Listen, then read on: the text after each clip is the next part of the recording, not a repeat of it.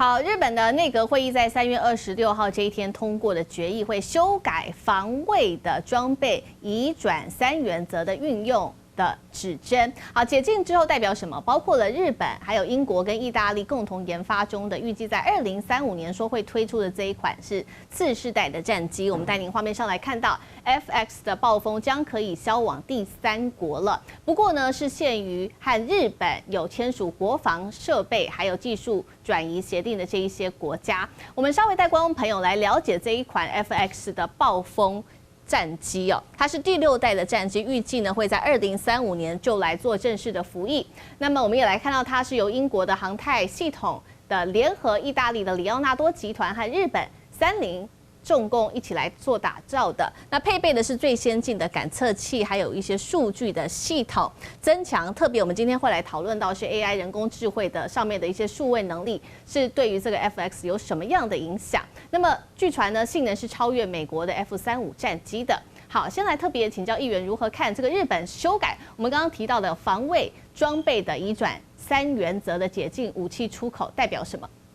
首先呢，它解禁了出口的武器，对日本来说几个巨大的好处。第一个，它必然带动日本国内军工产业的发展，而且会持续的稳定，因为包含整个武器的更迭、代换、维修，这都可以源源不绝的维持军工产业的创新以及持久。而第二个是在经济层面上，当然呢就能够带来大量的外汇以及大量的资金回流，弥补当前日本的经济。尤其在当前的时间点，也就是因为全球各地的纷争不断，其实当前不论是俄乌或者是在加沙，对于武器的需求激增，而当前的欧美武器产能遇到瓶颈，略显不足。那有的国家就趁这个机会大赚了出口武器财。比如韩国在2022年就出口武器高达170亿美元，那旁边的日本当然看的是非常的羡慕，所以也希望在这个时机点要能够跟上风潮。再来第3个是在政治的层面上，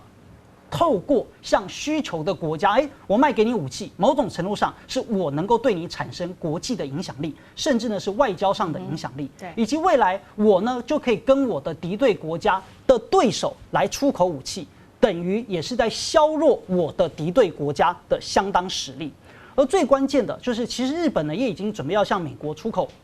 爱国者导弹3号，也是因为这个规则的修改。就为什么要在今年特地的来修改？当然还是因为拜登有这个需求，因为武器需求激增，他也希望日本也能够卖武器给他。可是呢，日本因为这个条件跟这个规则自我设限不允许，所以美方当然有一定的压力，希望日本能够自己尽快的解禁。那么这所谓的限制，难道是现在才开始吗？其实不是，因为安倍在2014年的时候就已经想要去突破所谓的和平宪法，突破一个所谓的武器禁止移转的3原则。当时就把防卫厅升格为防卫省，就预算更多啦，资源更多啦，表示更加的重要啦，并且自己主导了当时这份议案的通过。而这一份议案当时还玩了一个叫文字游戏，什么呢？就当时是讲说，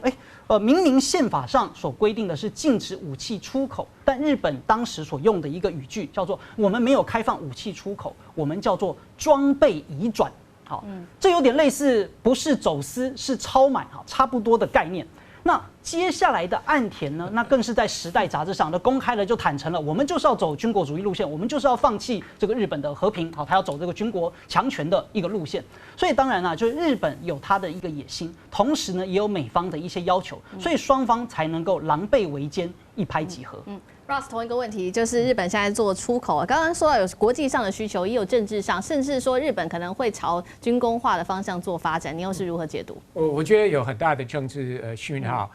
而且是给3个国家，第一是给美国，要呼应美国一直说日本要对国防投资要提升投资。那这个是让美国知道日本真的在做，但是另外是让美国知道日本国防投资不是把100%的钱给美国或给美国的军火商，日本还是会跟其他的国家合作。那另外是给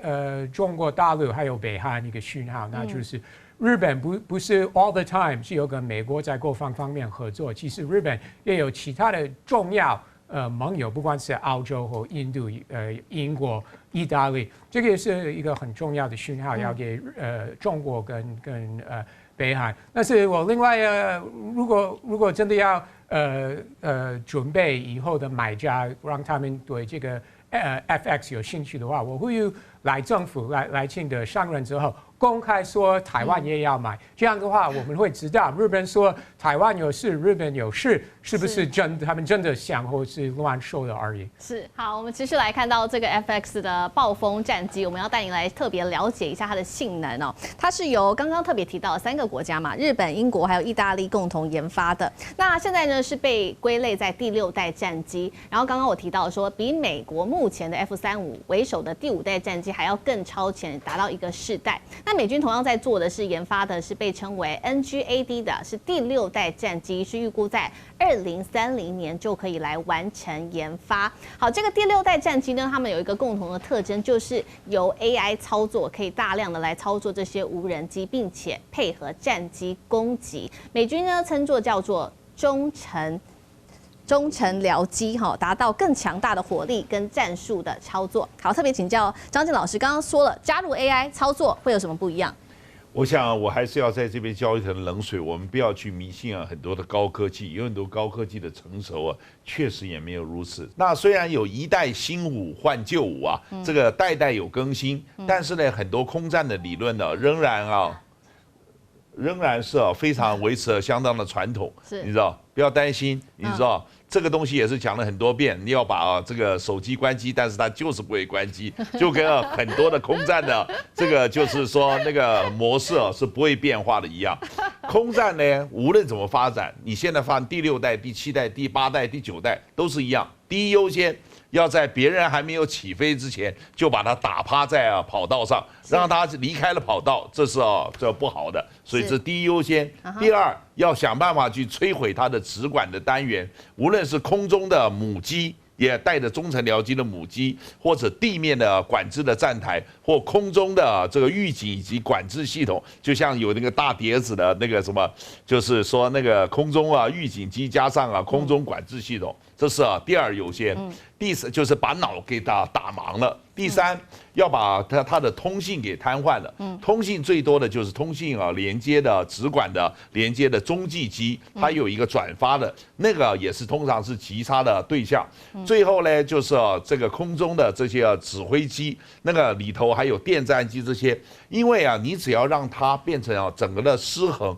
因为大家讲说我们今天一个作战呢，就跟我上次有讲过，是一个交响乐团对一个交响乐团，没错。但是呢，你把它某些的，譬如说电战的单元，或者说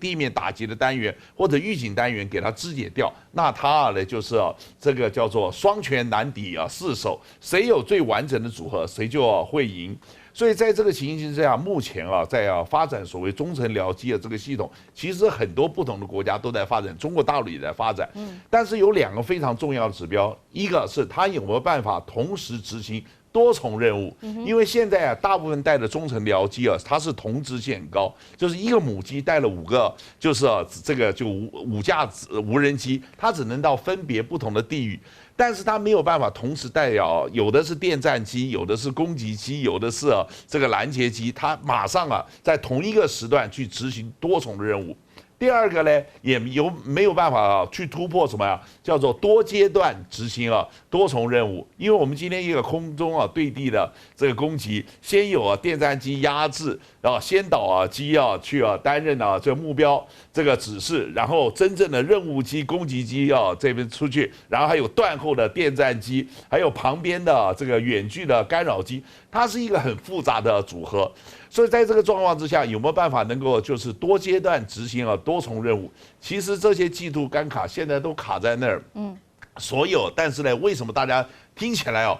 都觉得未来简直好得不得了？因为大部分的广告费是这些武器公司出的，所以广告呢都在那边吹得好得不得了。今天我们只要去看看那些失败的军武投资的案子，像什么滨海战斗舰这个美国的梦幻型驱逐舰这个就是朱瓦特，对不对？海狼级潜舰这个 A-12攻击机我可以列出一大堆。你回头去看看当年的广告词，你就会发现你知道天下最大的不实广告诈骗集团就是军备厂商，所以不要去迷信这些高科技。很多事情我们不要忘记。我们人类啊，到现在为止啊，那个步枪上的刺刀还没有被淘汰，所以长枪啊、短刀各有所用，所以呢，能够啊是啊最好的、最适用在最适当的时间发挥最大的功能的武器，就是最好的武器，就是说某一种武器系统在某一个时间点发挥它最大的功能，这个才是真正我们去观察这些武器的发展的轨迹中最重要的切入点。好，重点还是性能，还有整体的作战的组合。那么我们也来特别请教议员，看完这些，我们来看到为什么日本这一次会选择意大利跟英国来一起做这个次世代的这个战机。其实因为第6代的战机就是要投入整体 AI 的发展跟运用，那美国最早大概在2010年的时候就已经启动。那其实呢，因为它所涉及的技术或者是它整个的资金都非常的庞大，本来也都需要跨国的，甚至是跨公司的。像美国自己在关于第6代的，就包含了是波音、还有马丁，甚至呢是格鲁曼、通用电气和普惠公司等5家美国公司都一起来做研制第6代的所谓战机。是。那么欧洲呢，它也是几个国家联合。而日本呢，在2023年的时候是跟英国，然后还有意大利来做联合，所以这当然呢，因为汰除掉这些非西方的或汰除掉美国以外的同盟，那当然合作的对象就相当有限。而且其实呢，英国跟美国在过去来就包含是日本的这个30啊，那其实也跟英国有部分的一些合作，所以这一次呢，采取在战机上面的合作也算是一个开端。是，张庆老师，我补充一下啊，这里头不是说西方，而是威盛纳那个条约，就是当初冷战时间有一个输出管制委员会在巴黎，那是对着去封锁这个所谓社会主义国家集团。完了之后有个承接的叫威盛纳，所以呢，到底谁是哥们，谁是外人，他是要弄得很清楚的。那另外一点呢，这个里头要去参加有好几种方式：技术入股、资本入股、管理入股这个专利入股。所以呢，你今天就看为什么是这3家各有各的条件，然后呢，大家能够互相的互补，然后一拍即合，就变成合作对象。所以它确实这整个之中的商业运作的脉络以及就是地缘政治、美中之争、战略价值、强权崛起、小国生存，现在与未来洞悉事件走向，掌握世界脉动，全球观点尽在环球